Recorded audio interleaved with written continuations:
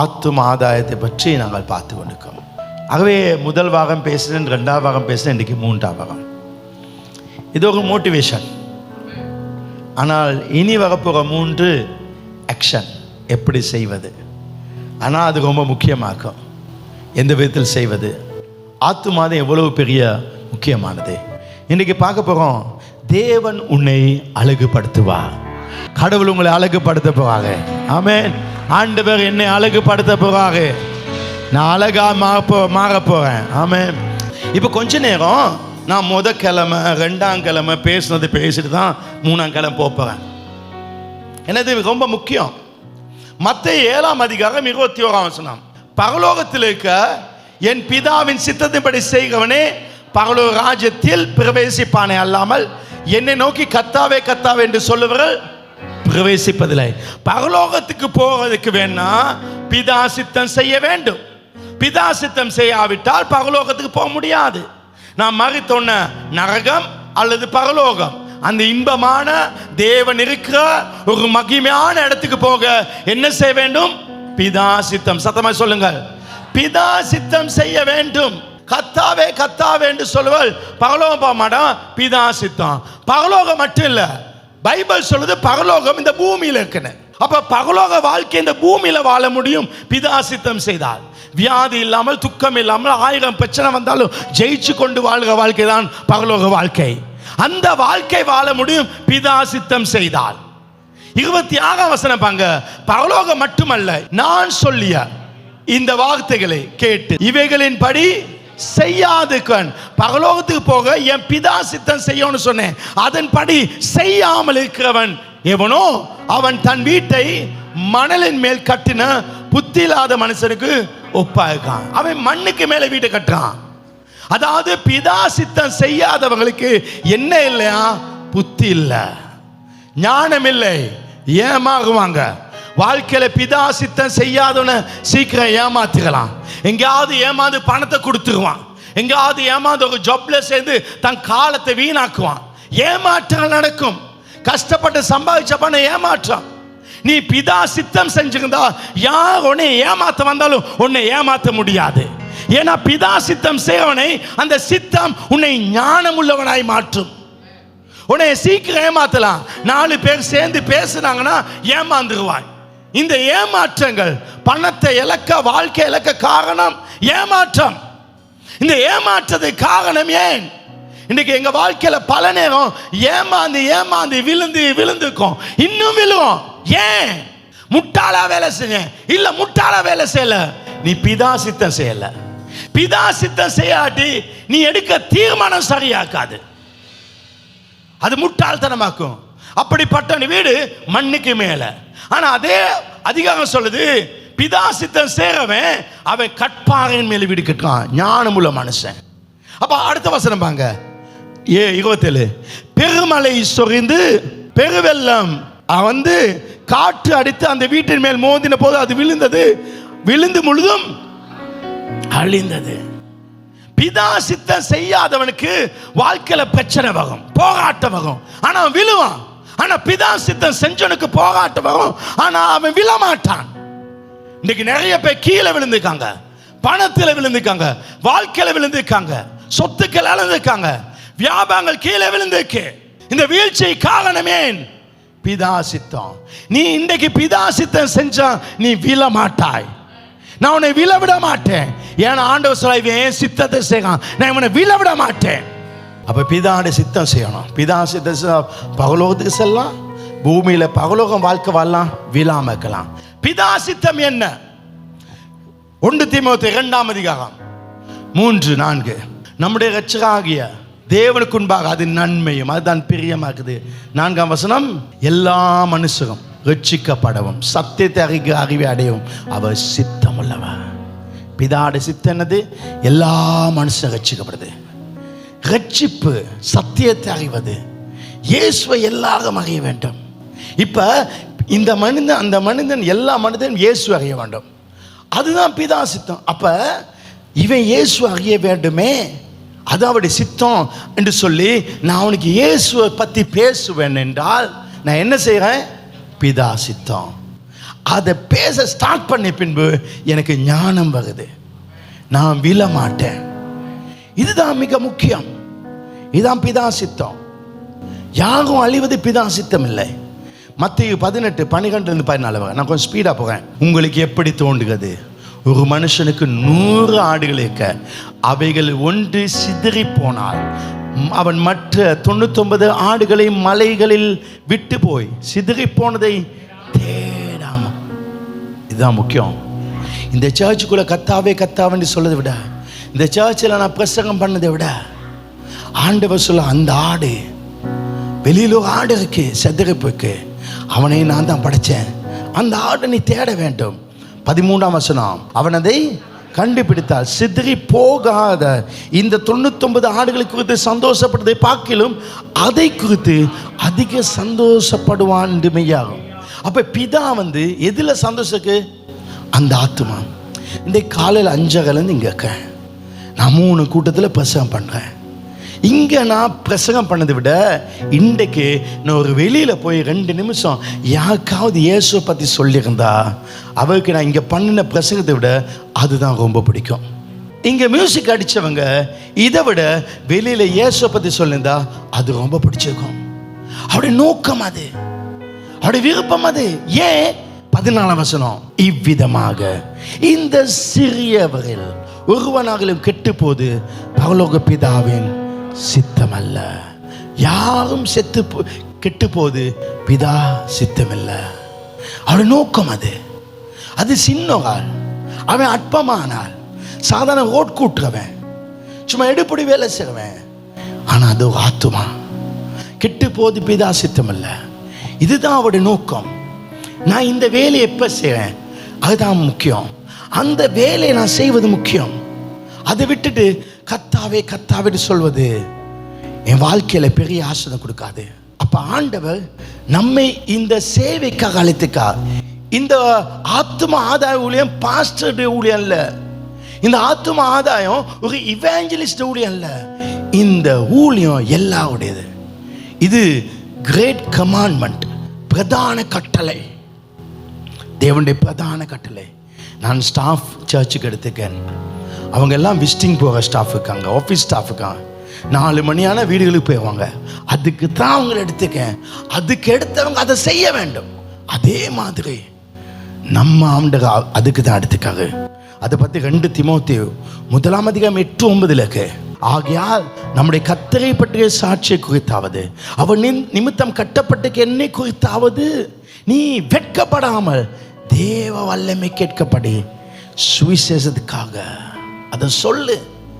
நீ உனக்கு இது செய்ய பலன் இல்லை, உனக்கு இது செய்ய தெரியாது, இதை சொல்ல தெரியாது, கவலைப்படாத. நீ சொல்லகடினா தேவன் தன் வல்லமை தருவா. தேவனுக்கு வல்லமை தருவா. அவருடைய வல்லமையின் படி செய். ஏன்? 9ஆம் வசனம், அவர் நம்முடைய கிரிகையின் படி நம்மை ரட்சிக்காமல் தம்முடைய தீர்மானத்தின்படி ஆதி காலம் முதல் கிறிஸ்து இயேசுக்குள் நமக்கு அருளப்பட்ட கிருபையின் படியே நம்மை ரட்சித்தார். இல்ல ரட்சித்து, கமா அதோட முடியல. ரட்சித்துட்டார் இப்ப சரி இல்லை, ரட்சித்து பரிசுத்த அழைப்பின அழைத்தா. நம்ம அழைக்கிற அந்த ஊழியத்துக்கு இதை செய், இந்த ஊழியத்தை செய். இந்த ஊழியம் மிக மேன்மையானது. இதை விட்டுட்டு மத்தேயு 7ஆம் அதிகாரம் 21 திரும்ப வசனத்துக்கே வரலாம். 7:21, பரலோகத்தில் இருக்க பிதாவின் சித்தத்தை படி செய்கிறவன் பரலோக ராஜ்யத்தில் பிரவேசிப்பான் அல்லாமல் என்னை நோக்கி போவதில்லை. இங்க வர்ஷிப் பண்ணலாம், இங்க ஆடலாம், இதல்ல. பிதா சித்தம் செஞ்சோம், இது தேவைதான். ஆனா அது இல்லாம இது தேவையில்லை. ஏன்? அடுத்த வசனம், அந்நாளில் அநேகரை நோக்கி கத்தாவே கத்தாவே உமது நாமத்திலே தீர்க்கதரிசனம் சொன்னேன், உமது நாமத்தில் பிரசவம் பண்ணேன், உமது நாமத்தில் மியூசிக் அடிச்சேன், உமது நாமத்தில் ஊழியம் செஞ்சேன், உமது நாமத்தினால் பிசாசுகளை துரத்தினோம் அல்லவா, உமது நாமத்தில் அநேக அற்புதங்களை செய்தோம் அல்லவா. அடுத்த வசனம், அப்பொழுது நான் ஒரு காலம் உங்களை அறிவில்லை. நீ பிரசங்கம் பண்ணி வேலை இல்லை, நீ சர்ச்சுக்கு தசம் பார்த்து கொடுத்து வேலை இல்லை, நீ இதுக்குள்ள வேலை செஞ்சு வேலை இல்லை. எனக்கு தெரியாது, உன்னை தெரியாத ஆண்டவரை சர்ச்சில் இருந்தேன் தெரியாது. அக்கிரமை செய்க்காக என்னை விட்டு போ, நீ போ, வேண்டாம். ஆனா எப்ப பிதாசித்தை செய்யணும் அன்றைக்கு அவருக்கு என்ன தெரியும். அதுக்கு பிறகு நான் கொடுத்த காணிக்க தெரியும், அதுக்கு பிறகு நான் செஞ்ச ஊழியம் தெரியும். இதுதான் மெயின். அதுதான் இன்றைக்கு வலியுறுத்தும்படி நான் விரும்புகிறேன். எனவே பிதா சித்தம் செய்ய வேண்டும். இன்னும் 2 பாயிண்ட் பழசு. பிதா சித்தம். ஆத்தும ஆதாயம் என்றால் இயேசுவை அறியாதலுக்கு இயேசுவை சொல்வது. மனிதனுக்கு பணமோ பொருளோ சுகமோ அல்ல, அவனுடைய ஆத்தும ரட்சிப்பு. அவன் மறித்தால் நரகம் போகக்கூடாது. இதுதான் நம்ம நோக்கம். உன் பாவங்கள் மன்னிக்கப்பட்டு பரலோக வாழ்க்கை கிடைக்கும். இயேசுவை பற்றி சொல்வது அதுதான் பிதாவின் சித்தம். ஏசாயா 32:20. ஏசாயா 32:20. மாடுகளையும் கழுதைகளையும் நடத்தி கொண்டு போய் நீர்வளம் பொருந்திய இடங்களில் விதை விதிக்கிற நீங்கள் பாக்கியவான்கள், ஆசீர்வதிக்கப்பட்டவர்கள். விதை, விதை என்றால் தேவனுடைய வார்த்தை. இந்த விதையை நீ போட்டோன்ன நீ ஆசீர்வதிக்கப்படுவாய். அப்ப நான் போன வாரம் நான் இன்டர்நெட்டில் போய் செக் பண்ணேன். உலகத்தில் ரிச்சார்ஜ் பணக்கார ஐஸ்வர்யவான் பாஸ்டர்கள் ஒரு லிஸ்ட் வந்துச்சு. யார் யார்கிட்ட ஃப்ளைட்டுக்கு பார்த்தா பாஸ்டர் மார்க்கிட்ட இல்லை, சுவிசேஷ ஊழியம் செய்கிற பாஸ்டர் மார்க். அவங்க தான் பெரிய ரிச்சாக்காங்க, பெரிய ஆசீர்வாதத்தில் இருக்காங்க. தேவனுடைய சுவிசேஷ ஊழியத்தை செய்யும் பொழுது நம்ம ஆசீர்வாதம் ஸ்டார்ட் ஆகும். 2026ஆம் ஆண்டு ஜனவரிலிருந்து இதுவரை நமக்கு ஒரு ஆசீர்வாதம் இல்லையே என்று இருக்கிறியா? காரணமே, நான் சர்ச் போனேன், தசாம்பாங்க கொடுத்தேன், பேய் விரட்டினேன், அற்புதம் செஞ்சேன், எனக்கு தெரியாதா? தெரியாது. நீ எப்ப இந்த விதைய போடுறியா அங்கதான் உனக்கு ஆசீர்வாதம். விதை என்பது ஒரு வார்த்தை. விதை என்பது வார்த்தை. வார்த்தை என்றால் இயேசு. நிறைய பேர் நினைக்கிறது உடனே இயேசுவை திணிக்கணும். இல்லை, எனக்கு ஒரு அமெரிக்காவிலேருந்து எனக்கு ஒரு பேக்கெட் கிடச்சி, அதில் சின்ன பேக்கெட்களுக்குள்ள அதில் நிறைய வால்நட்ஸ், பாதாம், கஷு, மற்றது நிறைய இருந்துச்சு. சின்ன மல்டி இதுகள் என்னது சொல்லலாம், நட்ஸ். ஆகவே ஜிம்முக்கு நான் பேக்கில் வச்சுருந்தேன். நான் ஒர்க் அவுட் பண்ணி முடிச்சோன்னே இந்த சேஞ்ச் ரூமுக்கு போயிட்டு அதை வச்சு எல்லாம் முடித்து அந்த ப்ரோட்டீன் பவுடரை நான் எடுக்கிற நேரத்தில் அந்த பேக்கெட்டை வெளியே எடுத்து அந்த பேக்கெட்டை ஒன்று உடச்சி சாப்பிட்லான்னு இருக்கிறதுல அந்த நேரம் ஒரு ஆள் வந்தாங்க, இருந்தாங்க நிறைய பேர். எனக்கு கொஞ்சம் ஹெல்ப்பாக அவனுக்கு இந்த பேக்கெட்டை ஒன்று கொடுத்தேன், வச்சுக்கோன்னு. அவனுக்கு ஷாக், ரொம்ப சந்தோஷம். நான் ஒரு நட்ஸ் பேக்கெட் கொடுத்தேன். அப்படி சொல்லலாம். இல்லை, நான் ஒரு விதையை போட்டுட்டேன். இதுதான் விதை. பாஸ்டர் நீங்கள் இன்னும் இயேசு சொல்லலை. இதுதான் என் ஸ்டார்டிங். இதுதான் விதை. எதுக்காக? இதை வச்சு நான் இனி ஸ்டார்ட் பண்ண போகிறேன். எங்கள் வாழ்க்கை ஒரு விதை, எங்களோட ஆட்டிடியூட் ஒரு விதை. அங்கே தான் ஸ்டார்டிங். ஆனால் இன்றைக்கு சர்ச்சுக்கு சுவிசேஷம் சொல்ல தெரியாது. உடனே வந்தோம், சுவிசேஷம் சொன்னோம், அடுத்த நாள் இல்லை. நான் அடுத்த கிழமை ஸ்டார்ட் பண்ணேன். சில வேலை 4 மாதம் எடுக்கும். இந்த சர்ச்சில் 2000 பேர் இருக்கான்னு வச்சுக்கொள்ளும், பரவாயில்ல, 4 மாதம் எடு. ஆனால் 4 மாதத்தில் 2000 இன்னும் 2000 ஆகும். ஆமென். இது ஸ்லோவாக சொல்ல செய்ய வேண்டியது. அது மாறும், அது மாறும். நான் உனக்கு விதைச்சேன், ஒரு நட்ஸ் பேக்கெட் கொடுத்தேன். அதை கொடுத்தோன்னே அவன் ஒரு ஏழை பையன், அவன் அதை எடுத்துட்டு சொன்னான், சார் பார்த்து இது USA தானே? ஓ சொன்னான், நமக்கெல்லாம் எங்கே சார்? அவன் ரொம்ப கஷ்டப்பட்டான். அவனுக்கு அந்த பிளேட்கள் எடுத்து வைக்கிறதுக்கு வச்சுக்கான். அவனுக்கு கொஞ்சம் இப்போ ட்ரைனிங்கும் படிச்சுக்கலாம். இதெல்லாம் நமக்கு எங்கே சார்ன்னு சொன்னான். நான் சொன்னேன், நமக்கு மட்டும் எங்கே? நான் எங்கே இருந்தேன்னு தெரியுமா? எங்கள் வீட்டில் ரூமே இல்லைடான்னு சொன்னேன். நம்ம எல்லாம் ஒன்றா தூங்குவோம். ராத்திரி விடிய எழும்பி படிக்க நினச்சி லைட்டை போட முடியாது, ஏன்னா எல்லாம் எழும்பிடுவாங்க. அந்த வாழ்க்கை வாழ்ந்து எனக்கு இந்த அளவுக்கு நான் வந்திருக்கேன். இன்றைக்கி வாகனங்கள், வீடுகள் இவெல்லாம் இருக்குன்னா இதெல்லாம் இந்த ஜீசஸ் கிட்ட நான் போகணுன்னு எனக்கு கிடச்சிச்சு. அவ்வளோதான் சொன்னேன். ஜீசஸ் கிட்ட நீ வான்னு சொல்ல, சர்ச்சுக்கு வான்னு சொல்ல சொல்லி வச்சேன். அவன் கஷ்டத்தை சொன்னான். இப்போ திங்கக்கிழமை போயிட்டு கேட்பேன், உன் பிரச்சனை எப்படிடா? நான் ஒரு ஜெபம் பண்ண உனக்காக சர்ச்சில் போயிட்டு இப்போ எப்படி இருக்குன்னு கேட்பேன். அவ்வளோதான். ஆனால் சரியாக அடிப்பேன். 4 மாதம் போனாலும் அவன் இந்த இடத்துக்கு வருவான். அதுதான் என் டாக்கெட். ஆமே. இப்போ நான் எப்போ இந்த விதையை போட்டனோ அன்றைக்கே தேவன் என்னை ஆசீர்வதிக்க ஆரம்பித்தார். ஆமென். இன்றைக்கு நாங்க இந்த நிலைமையில இருக்க காரணம் அது கடவுளுடைய கிருபை. இரண்டாவது நீதிமொழிகள் 11:30, நீதிமானுடைய பலன் ஜீவவிருட்சம், ஆத்துமாக்களை ஞானவான். நீ ஒரு ஆத்மாவை எடுத்தா நீ ஞானவான். ஞானவான் வீடு அழியாது, புத்தி உள்ள வீடு அழியாது. புத்தி இருந்தவங்க 5 பேர், புத்தி இல்லாதவங்க 5 பேர். புத்தி இல்லாதவங்களை தெரியான்னு சொல்லிட்டா கதவை மூடிட்டாங்க. புத்தி உள்ளவனை கதவுக்குள்ளே எடுத்தாங்க, அந்த ஆசுவாத்துக்குள்ளே எடுத்தாங்க. அப்போ நீ பெரிய படிப்பு படித்து பெரிய இடத்துல இருக்கலாம், ஆனால் என்ன பிஸ்னஸ் செஞ்சாலும் நீ ஞானவான் இல்லை. எப்போ ஞானவான்னா பிதா சித்தம்.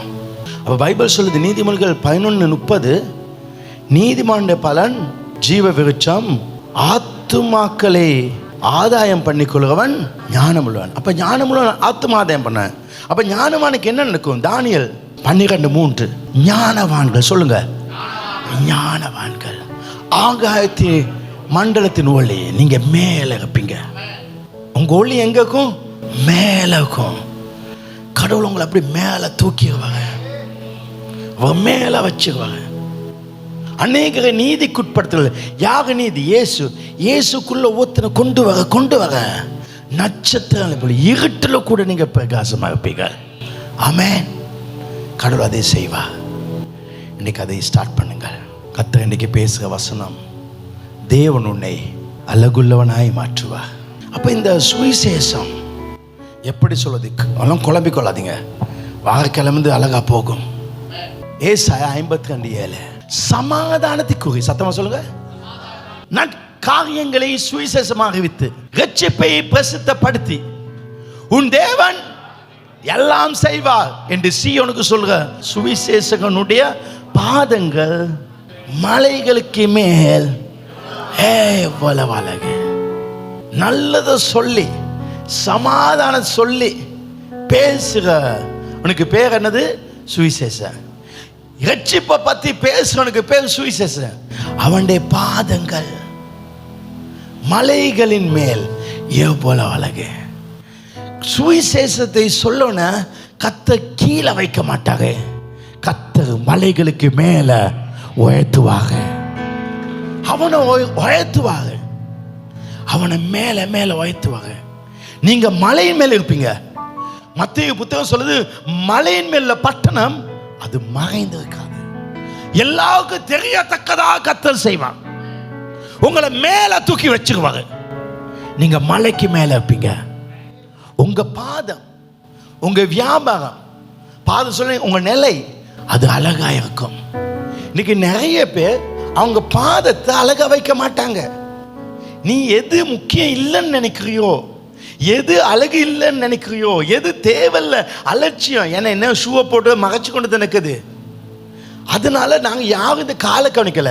எது மதிப்பு இல்லைன்னு நினைக்கிறோமோ கர்த்தர் அது கூட மதிப்பாய் அழகாய் மாற்றுவாங்க, ரொம்ப அழகா மாற்றுவாங்க. எங்க வீட்டில் பாங்க ஆல் அழகா இருக்கும், ரூம் அழகா இருக்கும், ஆனால் டாய்லெட் அசிங்கமாக்கும், அது அசிங்கமாக்கும். ஆனால் தேவனுடைய பிள்ளைகளை சுவிசேஷம் சொல்லுற டாய்லெட் கூட கர்த்தர் அழகாய் மாற்றுவார். அப்ப எந்த அளவுக்கு வீடு அழகாய் இருக்கும் நினைச்சுப்பாங்க. நான் சர்ச்சுக்கு ஒரு ஆத்மா கொண்டு வரும் பொழுது இந்த பரலோகம் கொஞ்சம் பெருசாகும். நான் ஆத்மா கொண்டு வரும் பொழுது பெருசாகும், நீ ஆத்மா கொண்டு வரும் பொழுது பெருசாகும். நீ இந்த தேவ ராஜ்யத்தை பெருசாக்குறாய். துபாயில் போயிட்டு வெளிநாடு போயிட்டு ஒரு கம்பெனியில் வேலை செய்கிற இடத்துல அந்த கம்பெனியை பெருசாக்க பெருசாக்க அந்த பாஸ் உனக்கு ஒரு கார் கொடுப்பாரு, அந்த பாஸ் உனக்கு ஒரு நல்ல கெஸ்ட் ஹவுஸ் கொடுப்பாரு, உனக்கு இன்னும் நல்ல வேலை செய்கிற இடத்துல உனக்கு ஹோட்டல் மாதிரி கொடுப்பாரு, உனக்கு பெட்ரோல் ஃப்ரீயாக கொடுப்பாரு, உனக்கு கரண்ட் பில்லை ஃப்ரீயாக கொடுப்பாரு, உனக்கு வேண்டிய சாப்பாடை ஃப்ரீயாக கொடுப்பாரு, உனக்கு ரெஸ்ட் டைம் கொடுப்பாரு. அது மட்டும் இல்லை, நீ நினைச்சா இலங்கைக்கு போயிட்டு ஒரு மாசம் இருந்து வாங்கி டிக்கெட்டை கொடுத்து சம்பளத்தோட கொடுப்பாரு. அது மட்டும் இல்ல, உன் குடும்பத்தை வர சொல்லு, நீ மட்டும் இந்த வேலை விட்டு போகாத, எங்க கம்பெனில இரு, நான் உனக்கு எல்லாம் தரணும், உனக்கு எல்லா அப்கிரேட் கொடுக்க.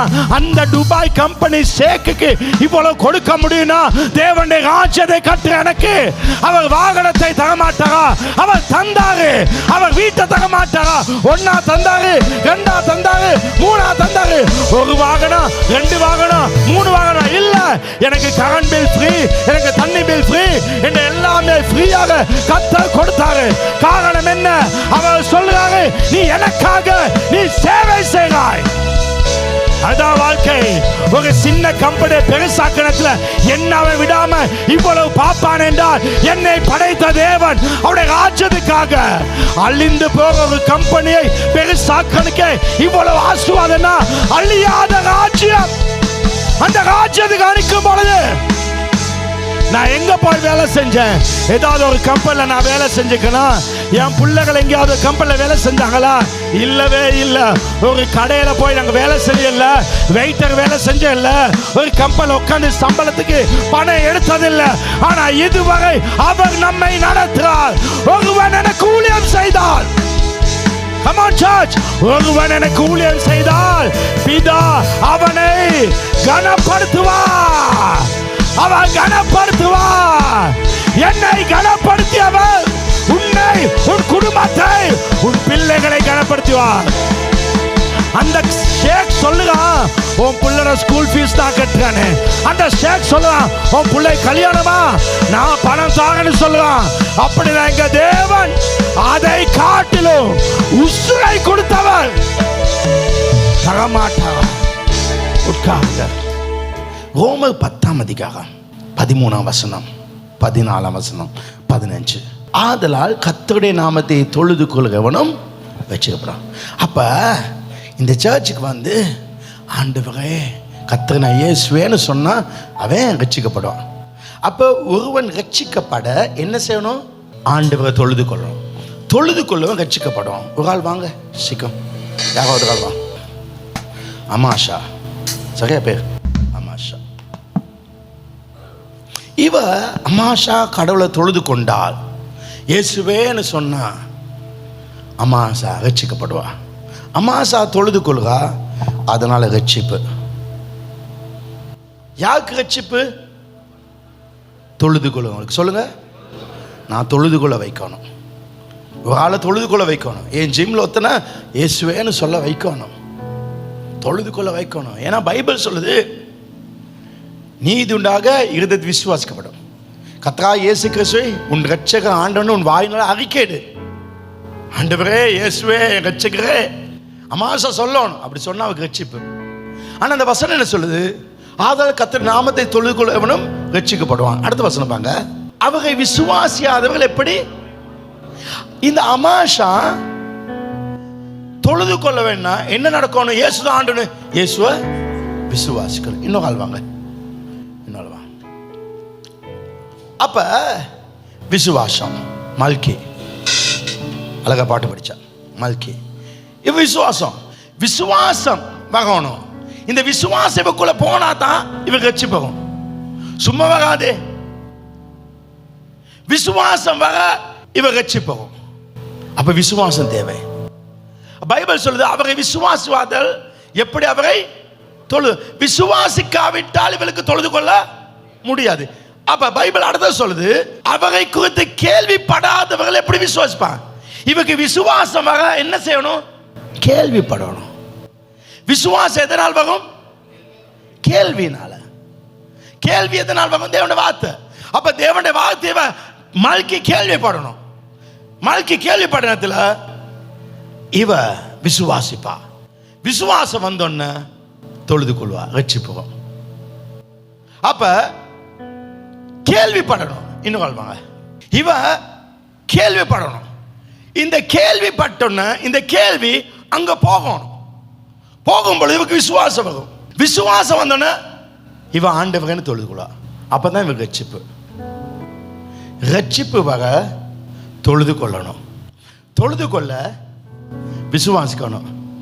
விசுவாசிக்க கேள்விப்படணும். ஆனா இவதான் கேள்வி வார்த்தை. இந்த கேள்விப்பட பிரசங்கிக்கிறவன் இல்லாவிட்டா எப்படி கேள்விப்படுவாங்க? இவக்கு கேள்விப்படணும். இவ கேள்விப்பட யாராவது சொல்ல வேண்டும். சொல்லுங்க, சொல்ல வேண்டும். பிரசங்கிக்கிற ஆளுக்கு பேர் என்னது? சொல்ல வேண்டும். வாங்க, இவ பார்த்து சொல்லுறான். சொல்லுறது இவ கேள்விப்படுறா. இப்ப ஒரு டாக்டர் இந்த மருந்துக்கு இவருக்கு தான் இப்படி செஞ்சோன்னு இது நடந்துக்குமா? ஒரு ப்ரெஷர் மருந்துக்கு தான் பவுடர் ஒன்று, அதை குடித்தா ப்ரெஷரே இருக்காதான், தொடர்ந்து மருந்து எடுக்க தேவையில்ல. அப்படியா? அப்போ அது கேள்விப்படுற மாதிரி இவன் நம்புகிற மாதிரி இவன் பேசுகிறான். பேச பேச இவன் அதை பற்றி கேள்விப்படா.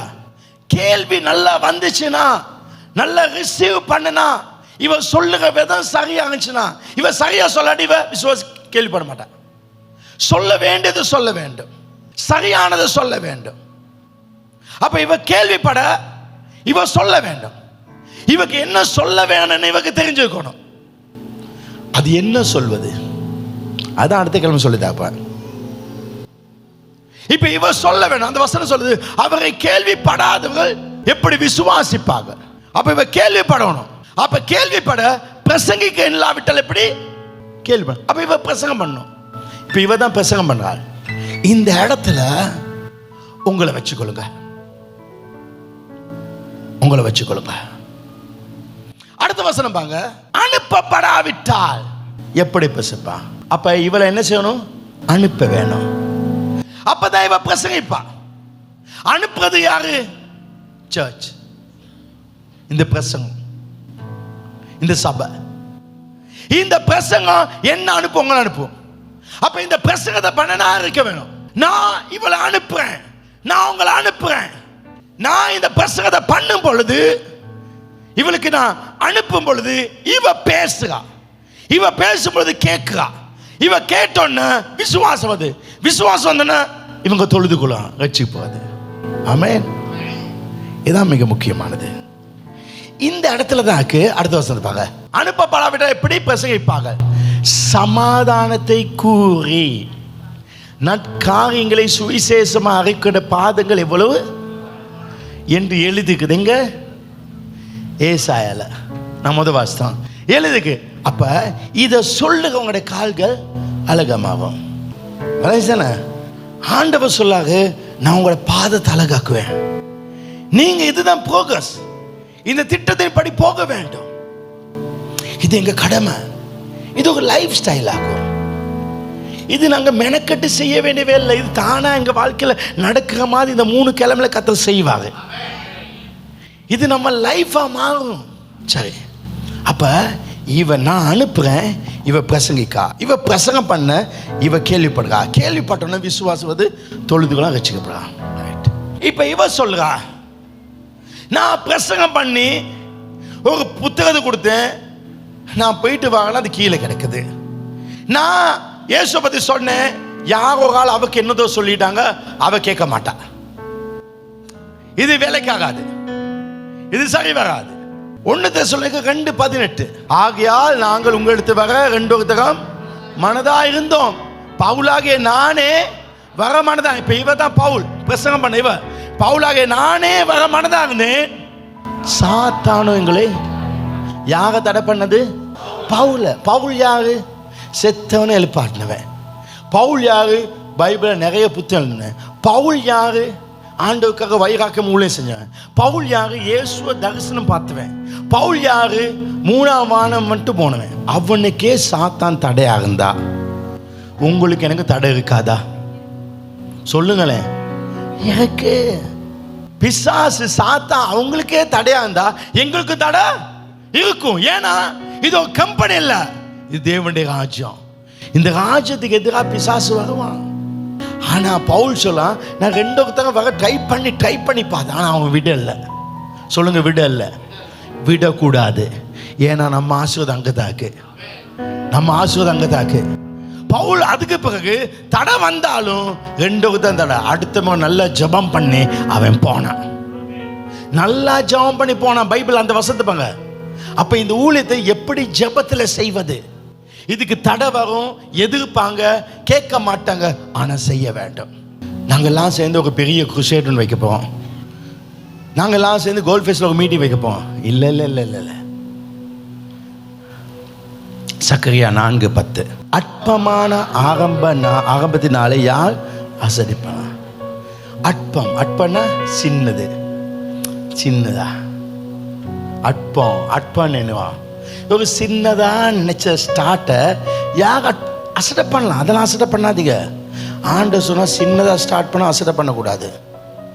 ஏன்னா பூமி எங்கும் சுற்றி பார்க்கிறவைகளாகிய கர்த்தருடைய 7 கண்கள். 7 கண்ணா அவருக்கு 7 கண் இல்லை, எல்லாம் தெரியும். நேற்று ஒரு இன்டர்நெட்டில் நான் ஒரு கார் ஒன்று பார்த்தேன்.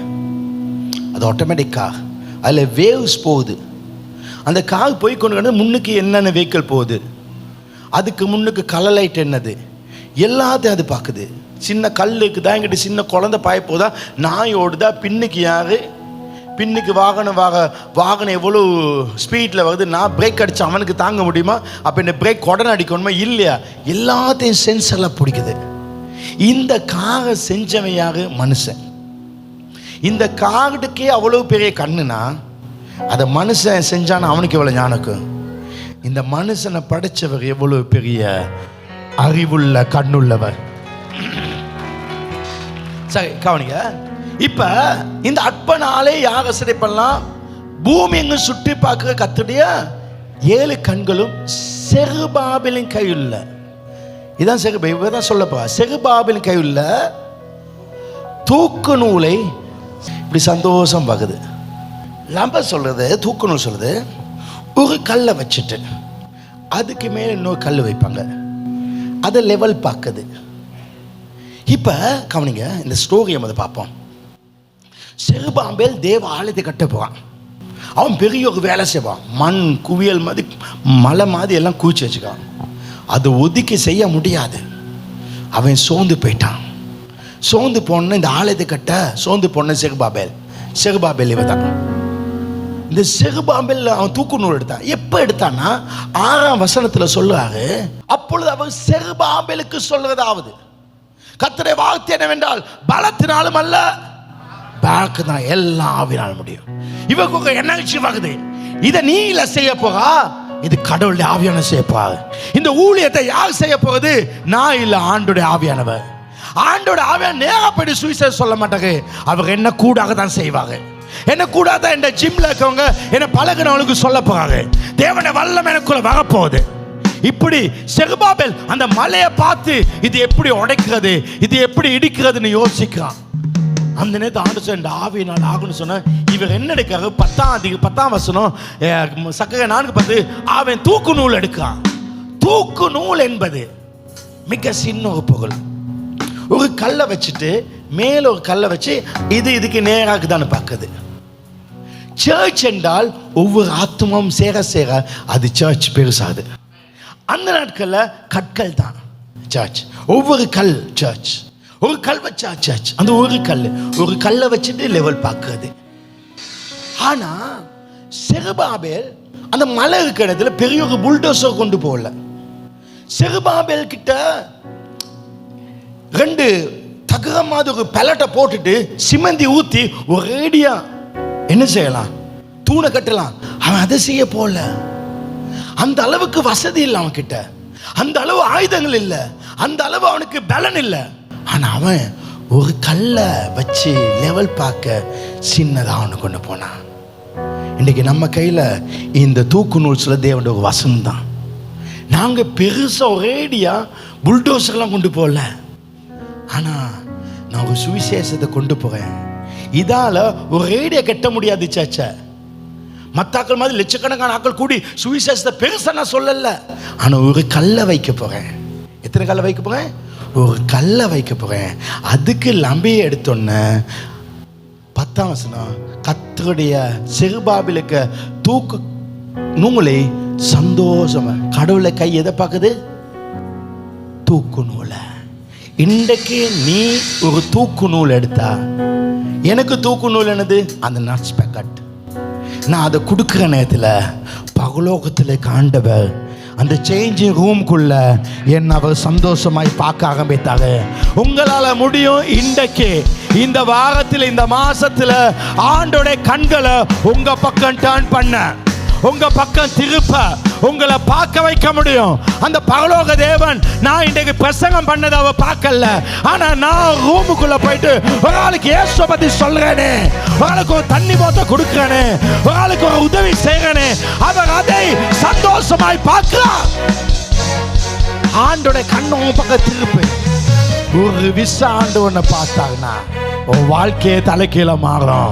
ஒரு முக ஆண்டவனை பார்த்தானா அவருடைய ஆகார் சொல்லுங்க, அந்த வனாந்தரத்தில் அந்த புல்ல சாகரத்தில் ஆண்டவருடைய கண்கள் என்னை கண்டது.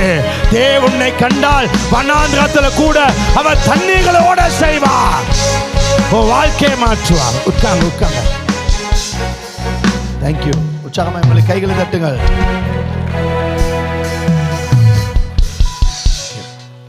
இந்த ஊழியத்தை நீங்க எல்லாம் செய்யணும்.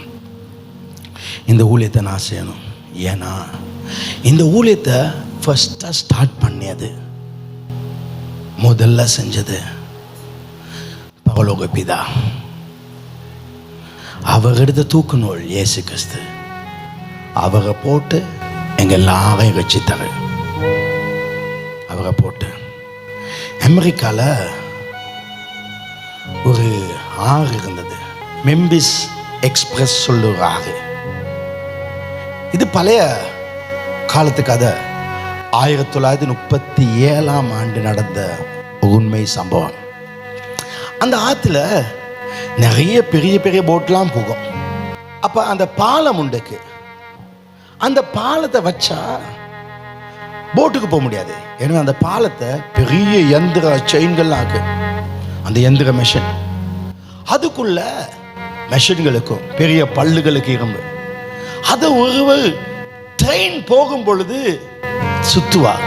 அப்ப அந்த பாலம் மேல எப்படி இருக்கும், ட்ரெயின் போகணத்தில் அவர் சுத்தும் பொழுது பாலம் அப்படியே வரும். அந்த உள்ள மெஷின்லாம் சுத்தும். அதன் பின்பு இந்த மெஷினை பாலத்தை நேராக்குவாங்க. கப்பல் எல்லாம் போய் கொண்டிருக்கும். அன்றைக்கு ஒரு நாள் ஈஸ்ட் சென்ட் லூஸ் என்று சொல்ற இடத்திலிருந்து மிசிசிப்பி அந்த நதியில் மெம்பிஸ் எக்ஸ்பிரஸ் ட்ரெயின் போச்சு. அன்றைக்கு அந்த இடத்துல பொறுப்பாக இருந்தது ஒரு தகப்பன். அவனுக்கு ஒரே ஒரு மகன். அந்த தகப்பனுடைய பேர் ஜான் கிறிஸ்பித். மகன் பேர் சின்ன பையன், அவனுக்கு 12 வயசுக்கும் 10 வயசுக்கும் கிரேக் என்று சொல்லுவன். அந்த நேரத்தில் இவன் ட்ரெயினில் வந்து கொண்டு இருக்குது. அந்த மகன் ஒரு பாலை கொண்டு வந்து அன்றைக்கி ஸ்கூல் லீவ்னால அப்போட இருந்தா. அப்போட சாப்பிட்டாக, அப்போட சந்தோஷமா, அப்பாவுக்கு பெரிய சந்தோஷம். வேலை செய்கிற இடத்துல அந்த வனாந்திரத்தில் சும்மா தனியாக கூட மகனோட சந்தோஷமாக கழிச்சா. இந்த மகன் திடீர்னு அந்த பாலை விட்டுனா, அந்த மெஷின் இருக்கிற அந்த செயின்கள் பெரிய பெரிய மெஷின், அதுக்குள்ளே போயிட்டு இவன் எப்படியாவது போயிட்டு எடுக்கணும்னு கீழே போயிட்டு அவன் படியில் மெல்ல போயிட்டு அவன் எடுக்கானத்தில் அங்கே மாட்டிட்டான்.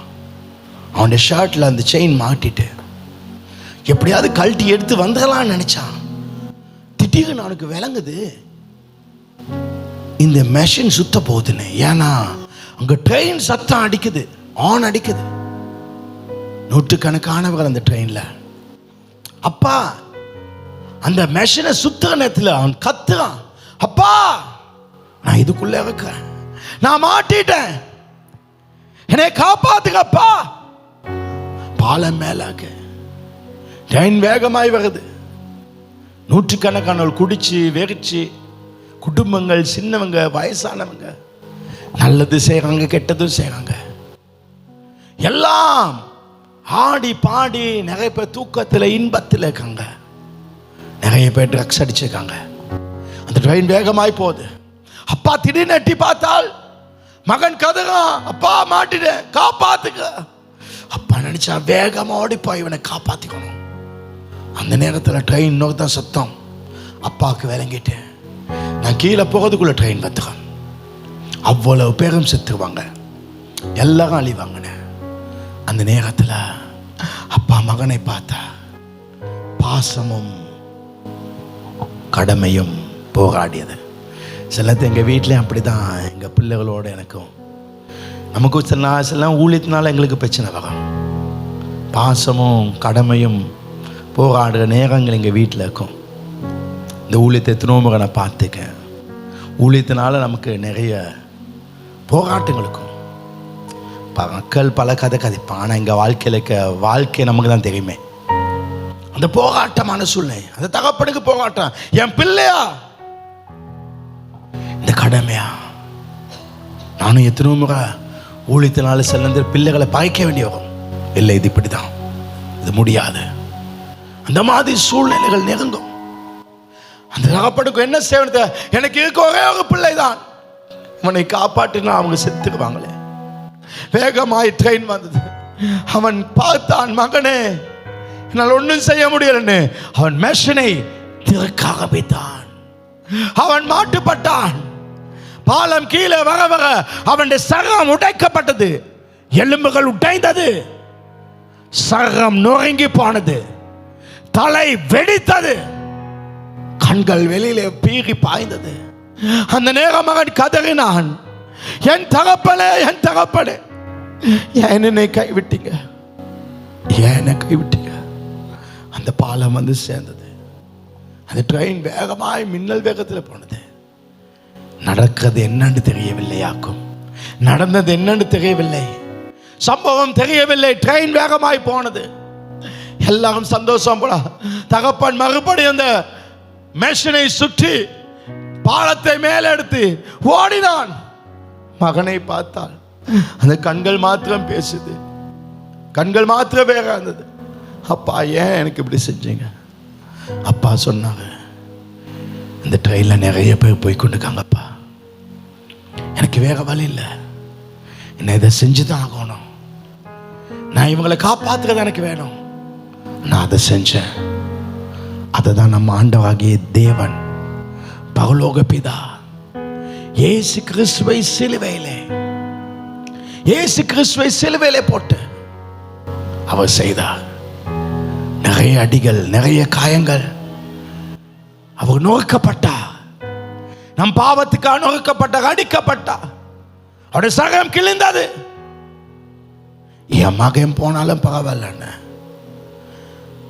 நமக்காக அவரை கொடுத்தார்.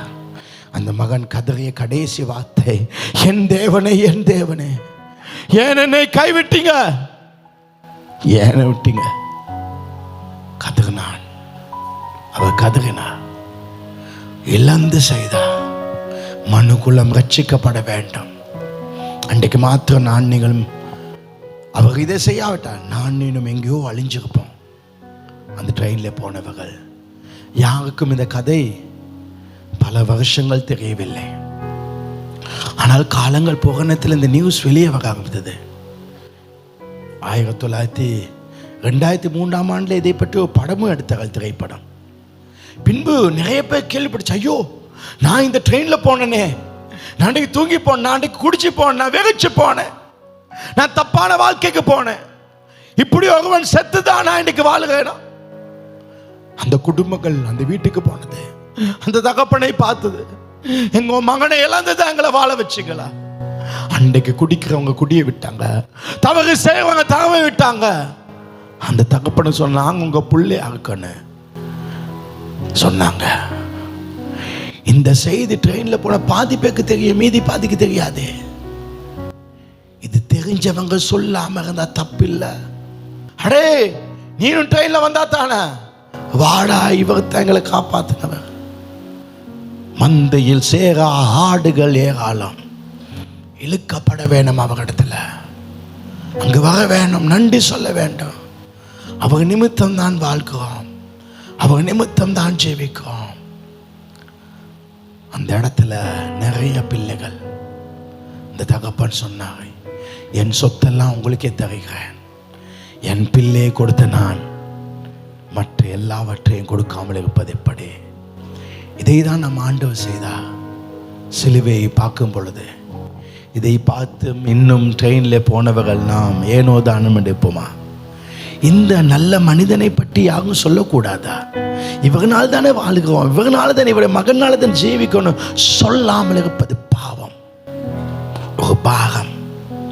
இந்த ஊழியத்தை செஞ்சது நம்ம பிதா.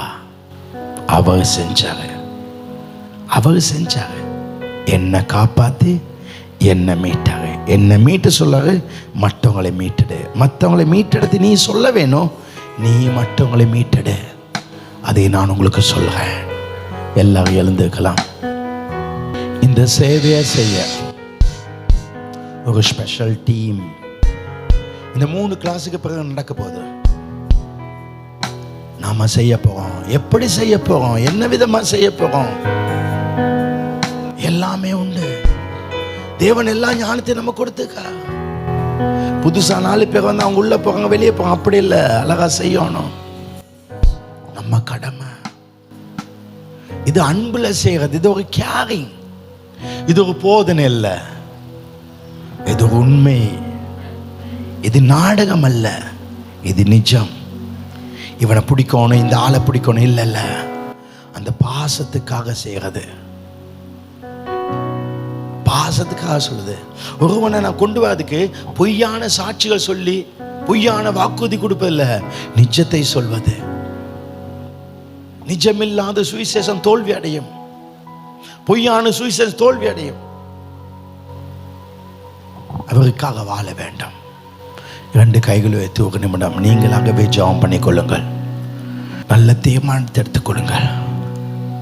இன்றைக்கு நானும் நீங்களும் இந்த நிலையில் இருக்கணும். அந்த தகப்பன் தான். யோவான் 3:16, தேவன் தம்முடைய ஒரே பேரான குமாரனை விசுவாசிக்க வல்லவனும் கெட்டழிந்து போகாமல் நித்திய வாழ்க்கையை பெற அவரை தந்தருளே இவ்வளவாய் உலகத்தில் அன்புக்கு வந்தா. உன்னை நேசிச்சா. உனக்கு தெரியும் இப்படி தான் பாதுகாக்கப்பட்டன. சொல்ல அந்த கதையா. நான் ஒரு நாள் இப்படி ட்ரெயினில் போனேன், நான் செத்து இருக்கணும், இன்னைக்கு இந்த நிலையில் இருக்க காரணம் இது தகப்பன்னு சொல்ல. அந்த நல்ல மனிதனை பற்றி சொல்ல, உன் மாற்றத்தை பேசு. உங்க வாழ்க்கையில பெரிய மாற்றம். அவருடைய மகிமைக்காக நான் வாழ்வேன். இந்த வாழ்க்கையை வாழுங்க. இந்த ஊழியத்தை முதல் செய்தது நம் பிதாவாகிய தேவன்.